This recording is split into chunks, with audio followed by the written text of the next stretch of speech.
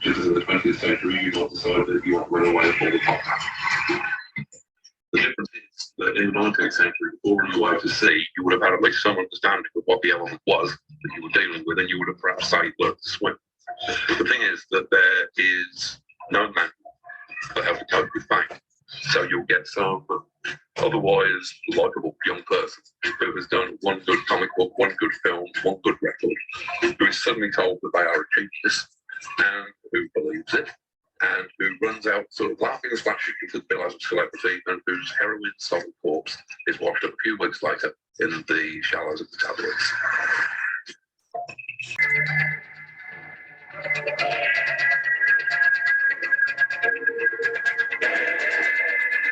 All right, that time again, straight out of Shumway, your boy Rocco, king size muscle local 666-269 podcast. Yeah, baby, from the mindscape of Alan Moore, always fantastic Alan Moore, always on point. If you haven't had a chance to see the mindscape of Alan Moore, look for the links on the webpage. I'll hook you up there. It's on YouTube. It's worth watching. I watched it many years ago, and I watch it sort of repeatedly and always get something new out of it. Speaking of something new, today I just spent the last 2 hours trying to find the last resting place of cartoonist, illustrator, maybe prophet of Vancouver, Washington's own Basil Wolverton. He's buried here in the Park Hill Cemetery, and a few people I've known have visited the headstone. So I was going to go out there and drop a pin, a GPS pin, even though I know what section it is in, and also what plot number it is. But I went on today, a Saturday, there's no staff available. So I'm going to go back later in the week. So after stepping on many graves for about 2 hours, finally the rain said, dude, go home. You got stuff to do. So there it is. Basil Wolverton is important to me, of course, because of my love of Mad Magazine as a child. And I would say a lot of my humor to this day is still based in the satire that I learned from What? Me Worry? And so anybody that grew up on Mad Magazine understands the concept pretty well. Maybe some of you ended up with Cracked, like my cousins, they got Cracked because Mad Magazine was too subversive, but Cracked was a little bit lighter, if you remember. And so that was always kind of a funny point of contention between me and peers. They're old people, as they say. It's like, did you read Mad or did you read Cracked? As soon as I hear that, I can begin to quickly thin slice what's going on in the childhood in that case. Make some assumptions anyway. It's kind of like using Rocky Horror Picture Show as a vibe check. And I would say, if I'm going to get involved with other human beings sometime in the future, then I'm kind of trying to figure out a way to check their character alignment without sort of saying, hey, check their character alignment, because I think it's too easy to skew a little bit. But so I'm going to try to develop my own sort of Q&A process for determining people's character alignment. Again, I'm not a Dungeons and Dragons guy, but I do believe in the metrics that are available for character alignment. And if you can show me what someone's morality is, essentially how they play a game or how they go through life, you can show me their value. If you show me their value, then I know what they believe. And if I know what they believe, then I kind of know what kind of person they are. And it's hard these days because many people mask, especially people that are neurodivergent. The influx of narcissists that this social media platform culture that we have is definitely pumping up that narcissistic character trait economy, I would say. I mean, what's more narcissistic than this process here? I'm literally watching myself here on what looks like a television that I grew up with, and watching myself talk with the background, of course, of the white rabbit who we like to follow as an inside joke. dealing with the concepts that we are interested in getting out of the rat race and creating a life for ourselves that is amazing, because that's where we should be, right? We should be working on our life as not a work in progress, but as a work in success, right? And so we're just refining the process until we get to that point. So someone like Basil Wolverton, whose grave is nearby, essentially, is a way for me to call on those that have gone before us. The fact that his artwork was somewhat outsider and was a precursor to a lot of what we would call underground comics. Some of his images were extremely garish for its time. He produced an incredibly large volume of work, including a lot of religious work, because he was basically supported by a church that he was affiliated with. And so, like R. Crumb, he has made some cartoon books or illustrated books of the Bible. But anybody knows anything about Basil Wolverton knows that his artwork is phenomenal. It's definitely unique and special and extremely detailed. And I'd like to get some of that vibe. Now, I was a bit put off by the fact that I couldn't find the headstone, even though I had a picture of the headstone. I had a plot number, but I didn't have an accurate plot map. So I was in the right section, but I'm sure I walked right past it. I definitely want to bring a whisk broom next time, because I cut the grass and it covers up a lot of the headstones. I wandered far enough into the section until I got to the Russian section. We have a pretty huge Russian contention here in the Couve, the other Vancouver here in Washington State. A lot of that has to do with the people that circumvented the globe many years ago and ended up landing in Vancouver instead of Portland because they didn't want their plane torn apart. And it's funny, it's sort of like their cousins in China, the post-Soviet collapse is like, where do we go? Well, we know Vancouver, Washington, let's go there. So the diaspora sort of shows up and then it magnifies. So I was shocked to see so many graves in Cyrillic. Now, granted, some are also Ukrainian, of course, and I don't know enough about the language to differentiate, aside from I know they have different grammar and some different pronunciations of characters. I should know, considering everything that's going on, create some opportunity for me if I jumped in there linguistically and sort of could fake it till I make it. So oftentimes, even though I would say for myself, I don't want to be buried, I prefer to be cremated. I think it's a waste of resources. But obviously he's a sign of the time. He was buried in 1978 and doesn't seem to be like a really large headstone, but it does have his signature on it and so forth. And I was going to bring him a beer, just hang out, see what he had to say, right? Why not? I'm sure it's all in my mind, but that's okay. It worked for the Pixies, right?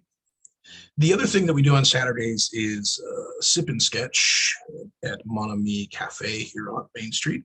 And Pop Octopus, who's some of the artwork that you've seen in my posts, is kind of the master cylinder there. And so we go down there from 10:30 to noon, and some other artists come by on occasion, and we sketch and draw and sort of exchange notes and things like that. It's good to have a little bit of in real life communion with people of like-minded styles and so forth. And not everybody that participates is insane or avant-garde like myself, but there's actually some pretty normal artists there as well. So if you like to sketch or you're interested in drawing, those kind of things, and you're in the area, come by. It's good coffee, it's, good food in there. It's a vegetarian stuff, I think. There's lots of artwork on the walls, and it's great for people watching, and we just kind of take over a table and hang out and just work on things that we're working on. There's a couple amazing comic book illustrators that actually are top notch that show up on occasion, and it's amazing to see them work as well. If it wasn't for Sip and Sketch, we probably wouldn't have built this concept of local 666-269, because the joke was on the first day is, the difference between creatives and non-creatives. And those that are non-creatives, they look at us and think, are you a wizard?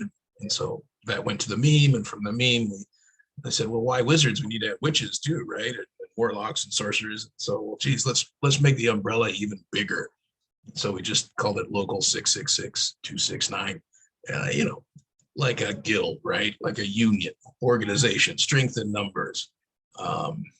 Again, it's to put out the vibe as a union thug myself.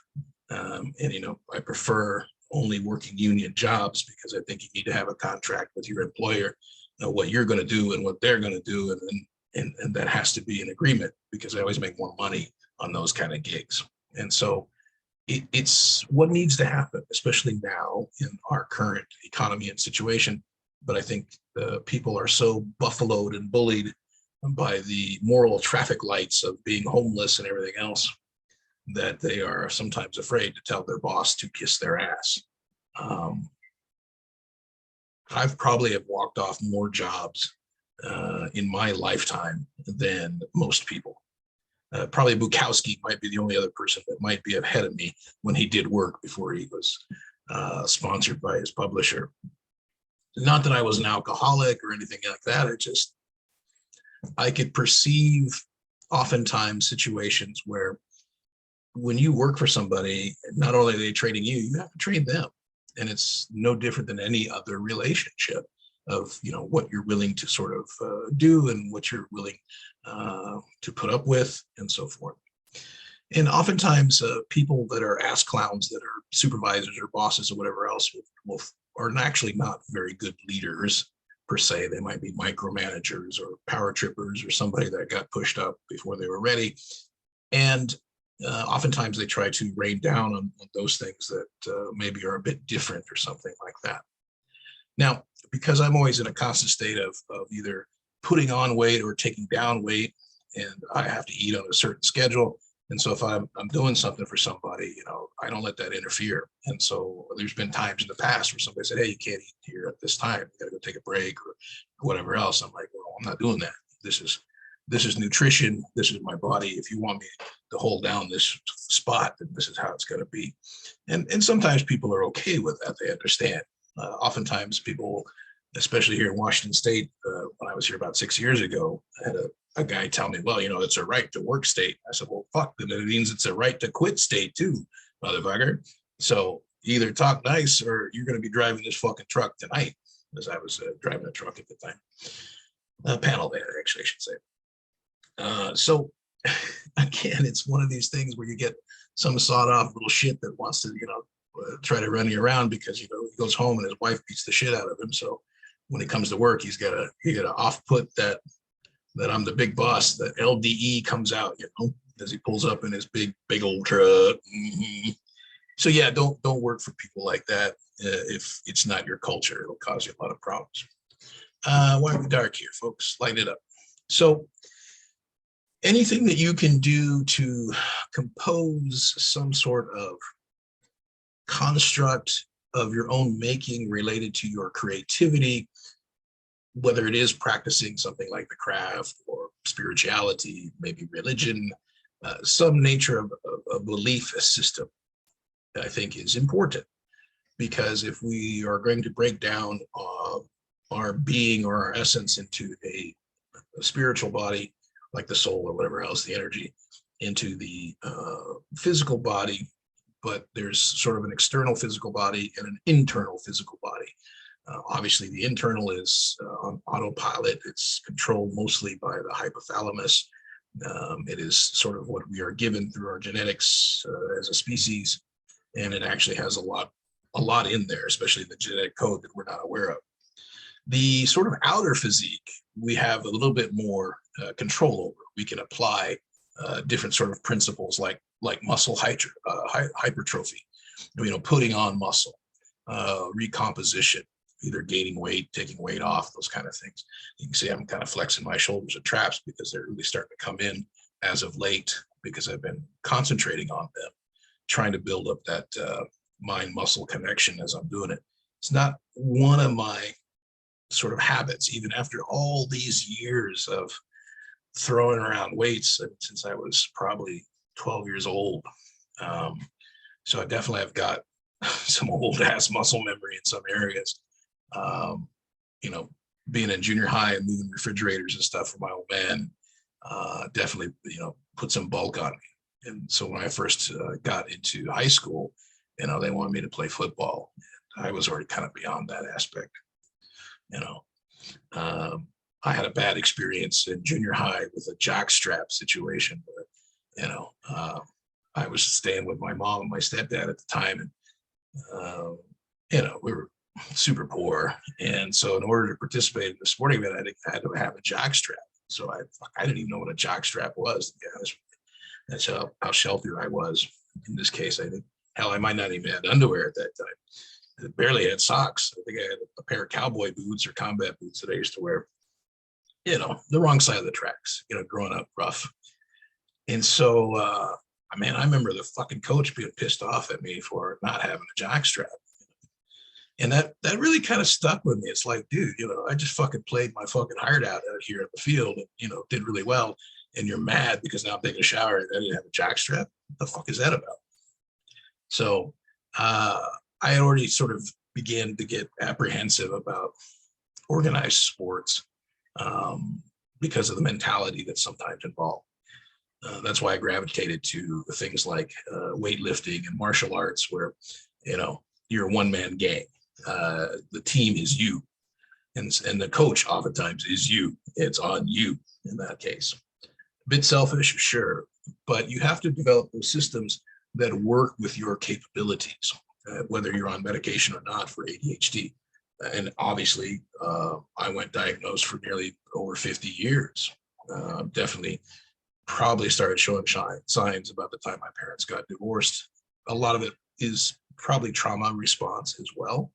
PTSD, they're sort of line up in certain areas. I think if you are inclined to be neural divergent, and then you add in the formulation of poverty and trauma and all that other stuff like that, it's only going to carve those bicambial regions even deeper, and those neurons will be even deeper. So now the latter part of my life, of course, has been trying to break up those neural pathways and form new neural pathways, as they say, the generational curse breaker, right? If I'd gotten married and had children and, got a regular job or whatever else, I'd be going through the same motions as my ancestors for the most part. And, probably being somewhat similar to how I am now, which is 3/4 of an ass. And the only difference is that I would, let me take it out on my wife and my kids. And so that's not a good option for somebody in any sense, whether you're the person doing it or the person receiving it. So luckily for me, I dodged that bullet. Now that I'm 53 and going out solo now, not anticipating experiencing separation or a gray divorce at this time, but Dan Aykroyd is the same thing, but he's also still legally married, but getting along with his wife, but they're separated. Many other people sort of the same as well. And for about a year, I was always bragging about that. Bill Gates, one of the richest men in the world, couldn't have a happy marriage, couldn't complete a marriage. And so at least I had that on it. Now I don't have that either. And again, that's a lot of it has to do with how authentic I want to be as a person, as a significant other, as a husband, as a friend, as a lover, and so forth. Yes, people do change as they get older. That's part of it. And I think the pandemic, or the panini, as we like to say, the shit panini, the COVID shit panini. Do you nibble on it, or do you take one big bite? But it's a shit sandwich, right? So either way is not good. If you had to eat a shit sandwich, and a lot of times you have to in life, and I think that's part of the problem, is that sometimes younger folks, they haven't developed a taste for shit sandwiches because life has not been so shitty to them yet. For the rest of the gang that's growing up the hard way, we're growing up keeping it real, they were all too familiar with shit sandwiches. And so the concept of a shit sandwich is just a bad situation. Do we, again, if we have to consume this motherfucker, do we nibble on it, make it last? or do we just take big bites and get it done? I think you have to decide for yourself, when the flaming ball of shit is coming at you, fucking lean into it. That's my best advice.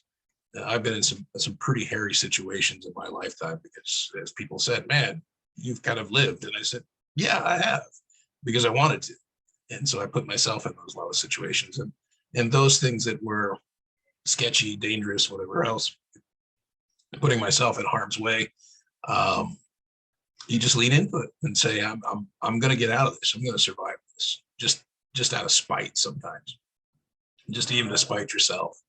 And at this point, I'm determined to live as long as I can, because the farther that I go ahead, the more that sort of evaporate around me, especially, people that I looked up to, people that I liked, they're all going.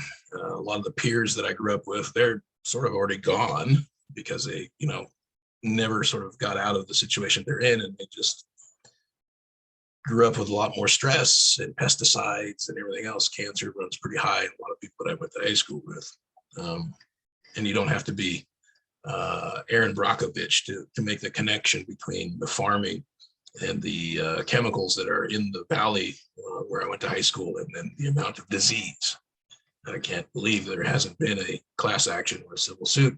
And that's probably because there's only a handful of large farming contingencies that pretty much control everything down there. So it would take a pretty powerful legal team to take them on.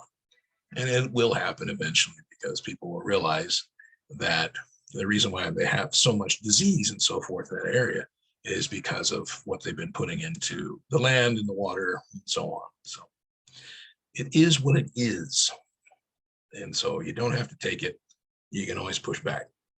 So when you build these coordinates for yourself of not so much masking per se, but trying to set up a situation where you can produce content or art or creation in a way that is satisfying. It feels good, and it's becomes a lot easier to be automatic, to set up things so that you can have it, whether you're building your studio or keeping your content lined up with what you're collecting, your research, whatever it is.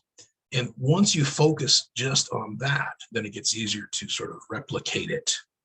Now, there's two pathways, of course. There is the monetization, which is, we'd be stupid to say that some people are not doing this in order to, make some money, make some coin.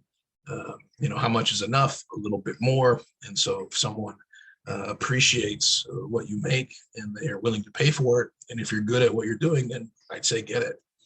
On the other hand, that ego part of like, oh, I got to make this thing that I know is going to sell or whatever else. That's where we join back up with Alan Moore and saying that the true artist gives the audience what they need, not what they want. And so that's sort of the difference between maybe an artist and someone who is selling a product, in this case, just a business person.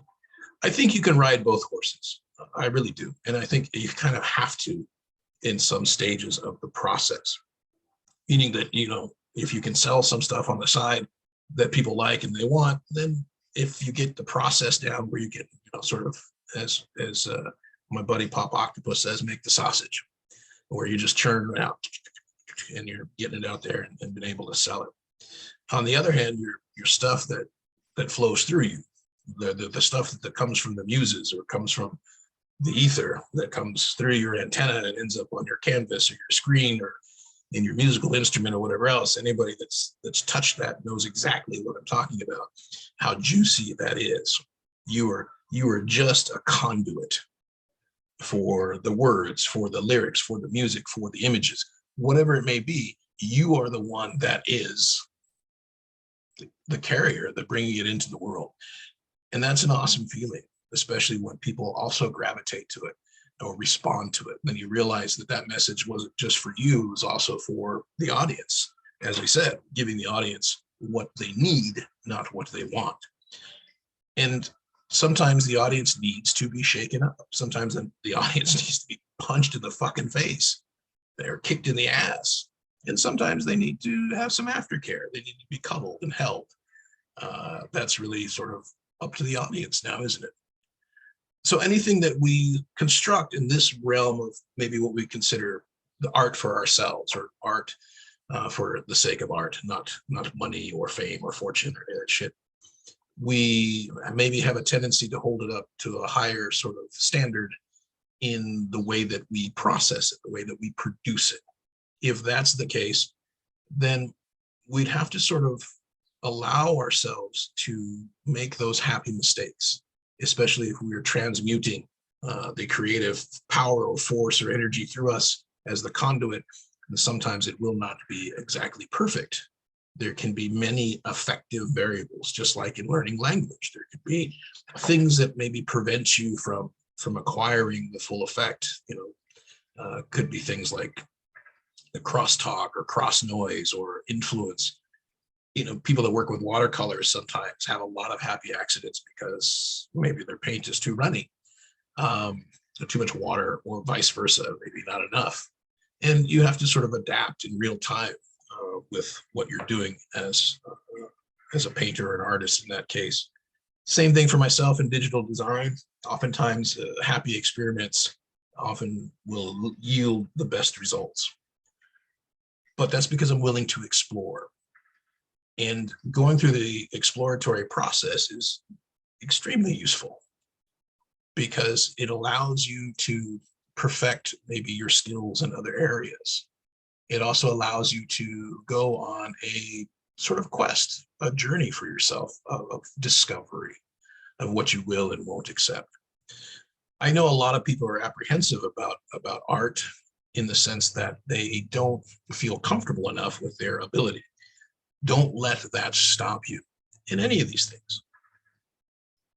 If part of our lot here being sort of a cybernetic organism that is a human and sort of controlled by some kind of other programming in our mind or situation or DNA, we're here to have a physical experience of some kind. And I think the juicier version of that is when we take control of that physical body and put it into action. And for me, the focus is art because that's what helps to express my values. And it's an easy way to access things that I enjoy in this lifetime. And also a way of dealing with things that traumatized me or scared me or frightened me, whatever it may be. I can commit those crimes just like John Waters with my art. And when people ask me like why I'm so laid back or down to earth, which I always think means I'm dirt, because we all know I'm just dirty. It's like, oh, you're down to earth. Like, what are you saying? I'm dirt.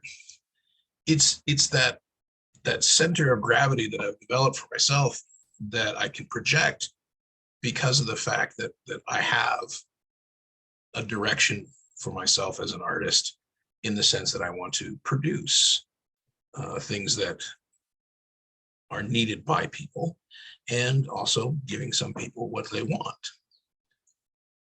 That's very grounding for me.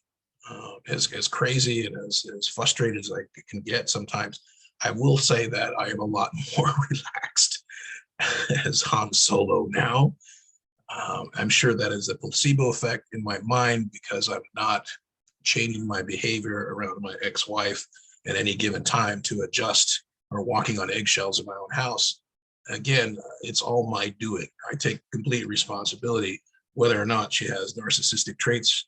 I think women do probably a bit more than men, and that's really not on them either. That's because of the system that we have created for women when it comes to things like makeup and fashion and competition with other women. And for them, I think the entropy on their physicality for our judgment of what is an attractive or good looking woman, the shelf life on that sometimes is minimized. It can be minimized by a bad marriage. It can be minimized by a passel of kids, whether they're good kids or rotten kids. It can be just getting older. We look at Hollywood. We look at the models in Hollywood. We don't see a lot of actresses that are sort of, middle-aged and beyond. It's only a handful where they go from playing the lead to then playing the mom and then later on the grandma, and there's not a lot of leeway in there. And so that image, I think, in our culture of women being beautiful as they're older is minimized because that doesn't sell enough product. It would be better to sort of prohibit or hide that away and continue that relationship that our culture or our commodity consumer disposable culture has developed with women, with the aspect of makeup and all the other stuff that we think they should have, from, it's a lot. Think about it. Go. If anybody here lives with a significant other who's female, go in the bathroom, open up the cabinet, and 9 times out of 10, you're going to find all kinds of different product and stuff that you've never heard of or even thought about.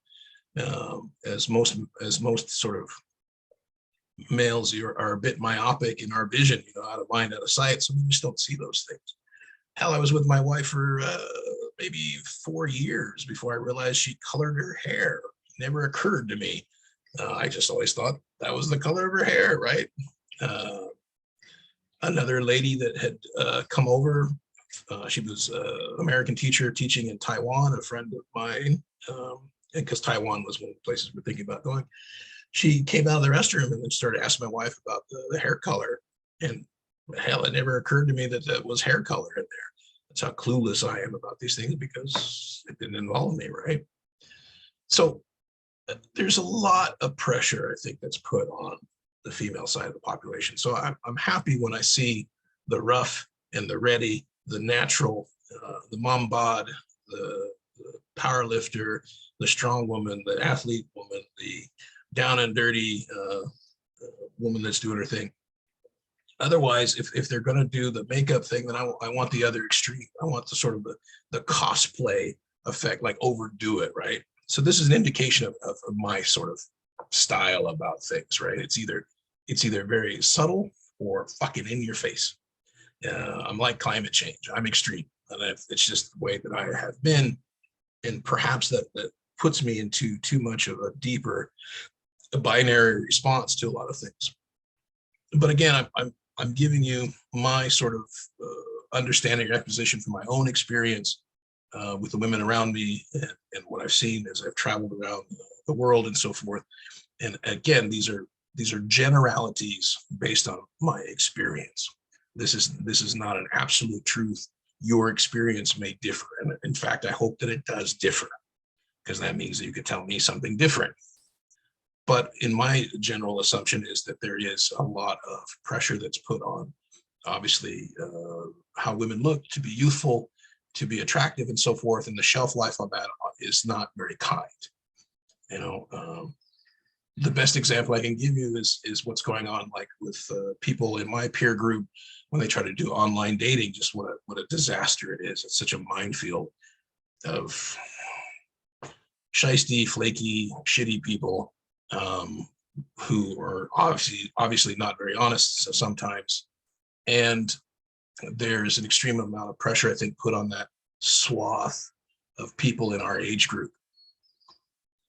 We're available to each other, but we're at the point of our lives where we're not willing to sort of put up with a lot of shit. That's one of the reasons why we're separated, is because it's not so much knowing what you want, it's about knowing what you don't want. And that's a challenge. I think I heard that today from somebody that I admire, and she basically had said, don't be so revealing about what it is you're looking for. And at first I thought that was kind of off-putting. I said, no, you should be upfront. But I understood the logic from the female point of view is that if you're so upfront, then someone can sort of manipulate that process and pretend to be that person, and then get with you, and then 2-3 weeks later, hey, the reveal is, oh, they're not really into that thing. And so it's kind of like this idea of having your life as invitation only. And you got to have a way to check that vibe. And so if it means like asking somebody, do you like Rocky Horror Picture Show?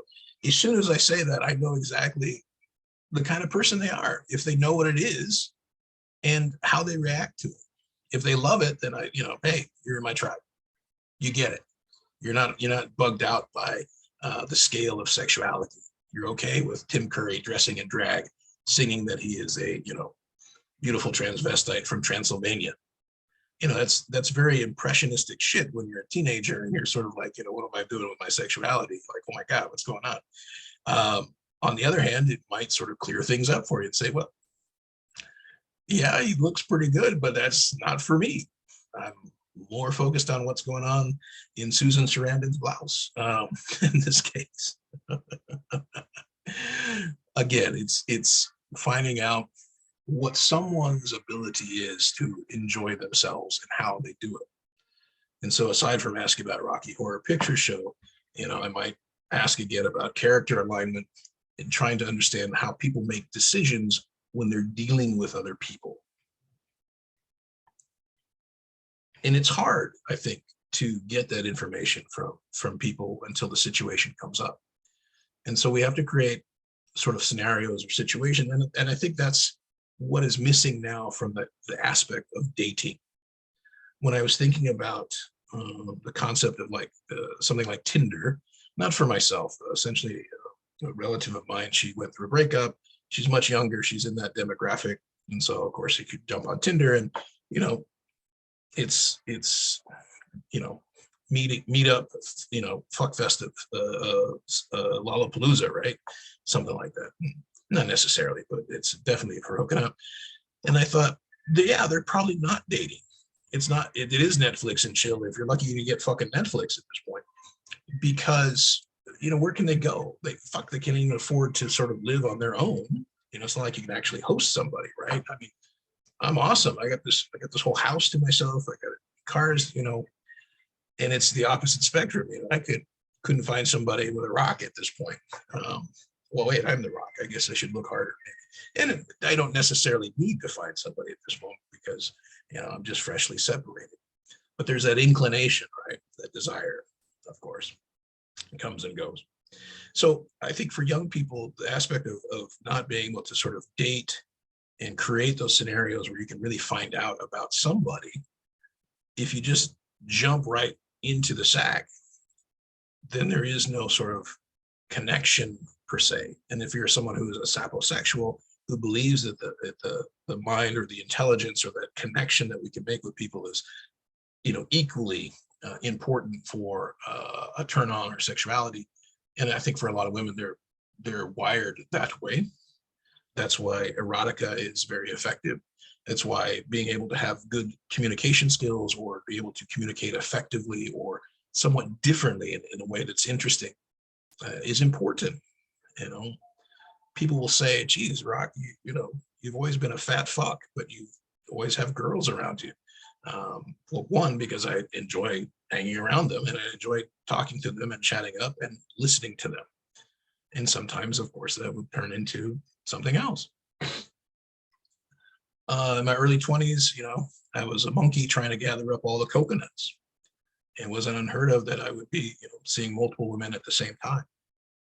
A lot of that, again, is related to my ego and sense of lack, right?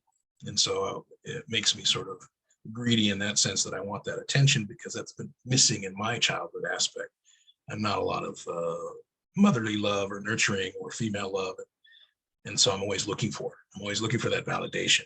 And of course, that's caused me difficulty in my relationships because if I'm not upfront about that aspect, then it can be misinterpreted as something that can turn into a very jealous situation, especially if it's done unethically.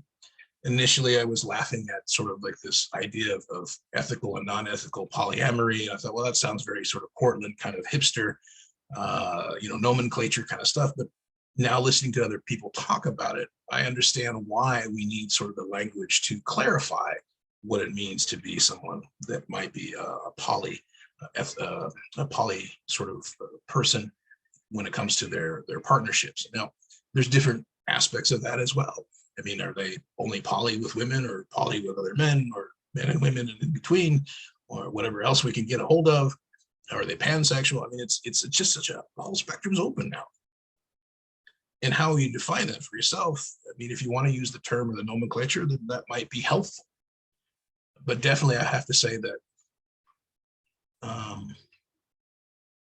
I was monogamous up until the point that my wife ran off to Morocco and dumped me on the phone. And man, that just, stabbed me. This was several years ago. And of course I was in a vulnerable situation, and, used my connection to somebody else to develop something else for a few fleeting moments. And then once things sort of normalized in my marriage, I've had to acquiesce and sort of return. And not only did I, break my wife's heart, I broke this other person's heart. They don't even talk to me anymore, which is sad because they were awesome. And the only thing is the only thing I had to be is just be honest with the people involved with me. I had to be ethical, and I wasn't ethical, and so that caused some difficulty. But again, I didn't make any moves until I thought that my relationship was at that crossroads or that juncture where I thought, okay, when you say I'm done with you, I need time, I'm out of here. Am I supposed to just wait around? I'm fucking hurt, right? And so that's what happens sometimes, is that you get in a vulnerable situation, you don't make the best decisions for yourself. But I'm also, after that point, that was probably been together for maybe 18, 19 years. I was already sort of kind of had enough of this. I'm leaving you, then come back. I'm leaving you. I don't like you. I'm coming back. You can't be the revolving door or a punching bag for somebody in a relationship. It's not good for you. It's definitely not good for them. It's always going to end up in a ball of shit. And so we worked it out and limped along for a couple more years until the shit sandwich COVID panini came up. And I think that really concentrated our experiences. And it definitely knocked me in the dirt. I mean, I was super low, like a lot of other people. That's, I think, when you find out, when push comes to shove in your relationship, how solid it really is. And I think with so much water under the bridge between the two of us, I think there comes a point where people just have enough of dealing with somebody that maybe has ADHD or someone who's an alcoholic or an addict. You get to the point where you're so raw by the experience that you have no choice but to hit the eject button to try to preserve what's left of yourself. The challenge that I'm having now, of course, is that it's sort of a limbo period. Yes, we want to file for a divorce. Yes, we're separated, but I'm surrounded by all the stuff that we acquired together. And I've heard the argument, it's just stuff. I don't need much. Okay, fine. Then why in the fuck did I get all this crap? I got it now, right? So what do I do? So these are things that you sometimes have to work out in this situation. But being as authentic as you can be and upfront as you can be, even now, I would say to people that I'm talking to, is that yes, I talk to a lot of women. Do I flirt with a lot of women? Yes, I do. But I try to do it in a way that is respectful, a bit cheeky, and not so serious. It just essentially trying to turn an awkward situation into a more lighthearted situation. Obviously, it doesn't work. Sometimes it makes the awkward situation even more awkward if you're misunderstood, especially in text messages. And we can see that happening all the time, is that people will read things into a comment or a text that are not present. And I oftentimes think when it gets too serious like that, or there's a miscommunication, this way is much more effective, where you can see the person, you can hear them, you can talk to them, you can feel sort of the intonation indicating what the meaning is of what they're saying.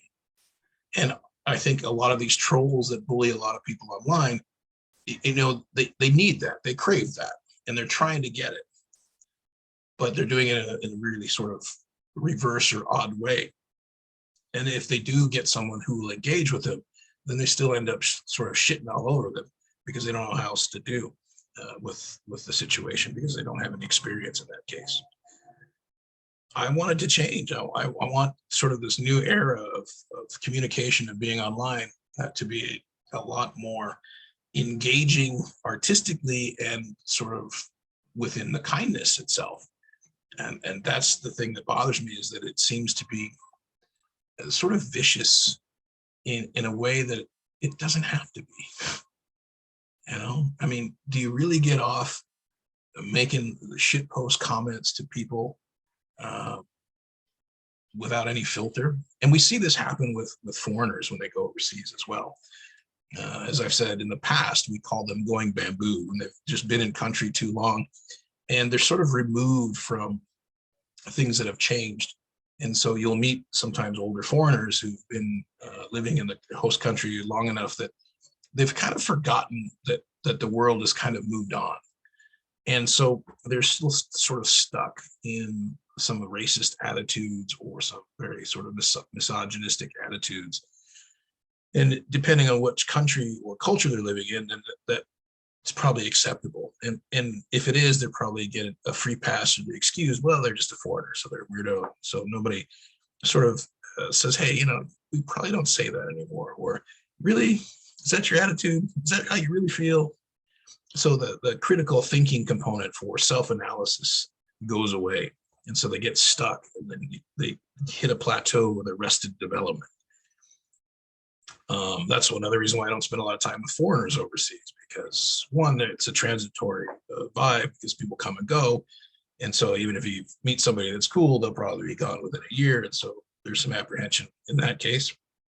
The other aspect is you might meet people like this situation who maybe have married locals, you know, usually not age appropriate.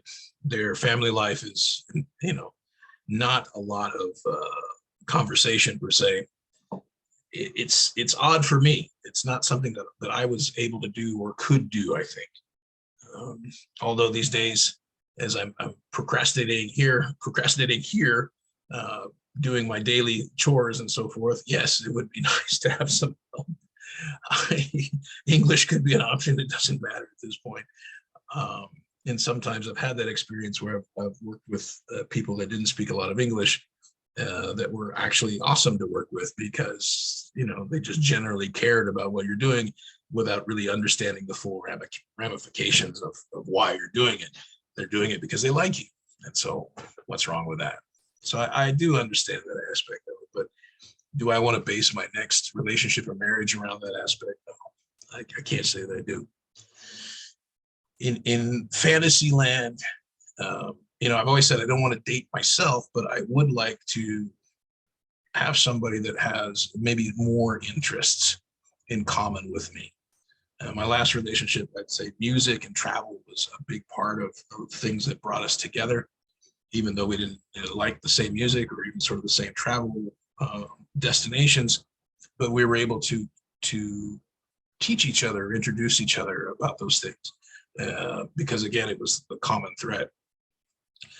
Once you don't have that, like COVID situation where it's not so easy to travel, then that gets kind of taken off the board.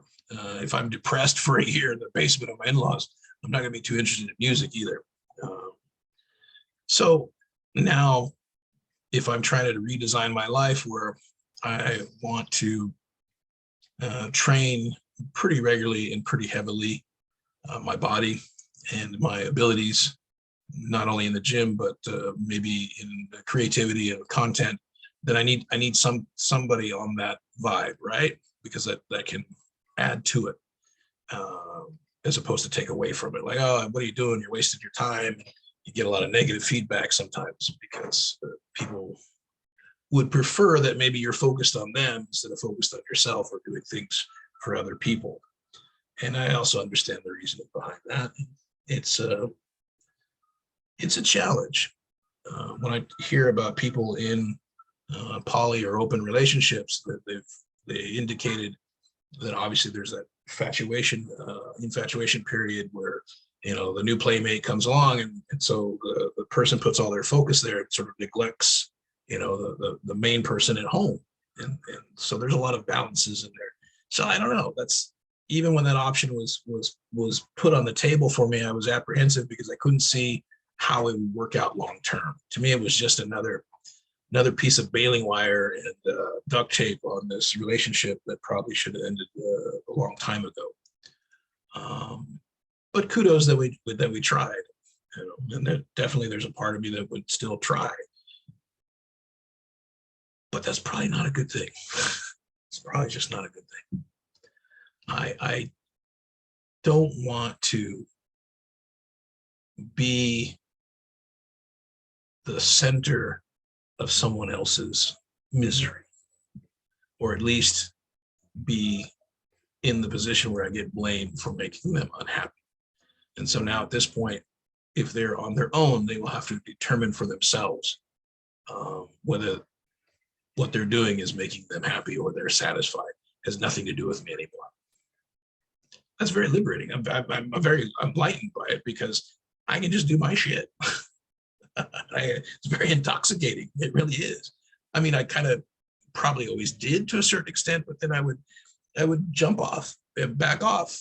All I need is one comment from my significant other at the time, and it would just totally set me off. So yeah, a lot more healing and a lot more self-work before I become fit for human consumption. And plus, I don't go anywhere I'm not invited. Thank you, Lost Boys. And so it's very funny when people invite me directly. And so I show up because that is the rules that we've made for ourselves in this strange construct of some kind. So, that being said, I will take what's left of this surge of energy and begin my projects. I've got the house kind of set up in different quadrants, and I've kind of prioritized what my quadrants are. Obviously, the kitchen stuff is an ongoing thing. And so what I'm learning, of course, is the magic that happens when you have an awesome partner that sort of takes care of the house. It runs sort of seamlessly, right? The problem is that if that becomes the knife that they stick in you every time, it gets kind of old in that sense. And so again, no more hassle. I can actually just leave all this shit here. I don't want to, because I might want to have some company, or I might want to have a better sort of environment for self-care. If I'm talking about building constructs in our mind, then the constructs in our physical world are also important. And so you can't live in a messy pile of stuff. You know this. We all know it. And so we just got to crack down and get into those systems or habits of maintaining things and keeping up the appearances, so to speak, just for our own self. Maybe not. Maybe you want to live like a hoarder, or a reclusive person in their piles of the filth encrusted record den. That's not where I'm at right now. I've got a nice place and I want to keep it nice. I've got nice things, and I know my partner says, well, they're just things, whatever else.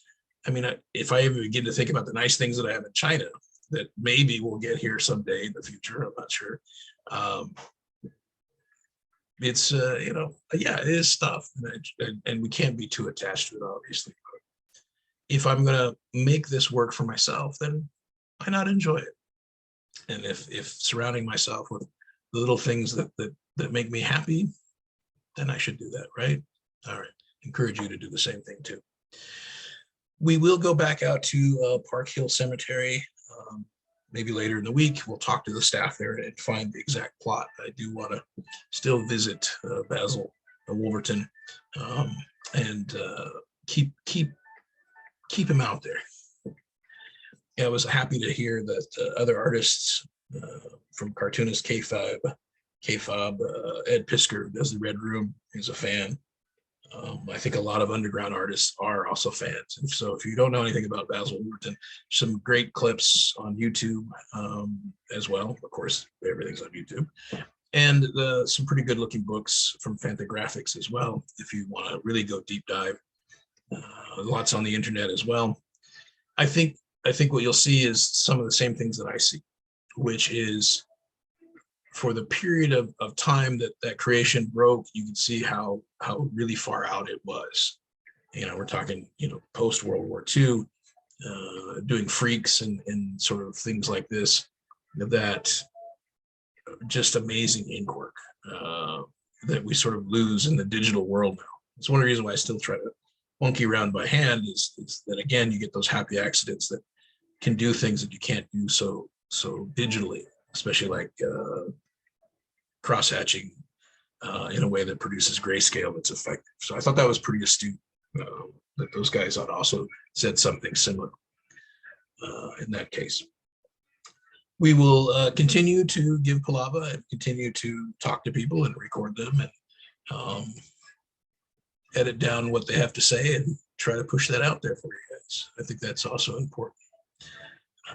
If you have questions, you have comments, pretty easy to find, and I'm always curious about what people have to say about this kind of stuff. So we'll leave it at that. Thanks for your time. Be good to yourself. Create a space for yourself so you can be creative. Don't take any shit. Stand up for yourself. You are worth it.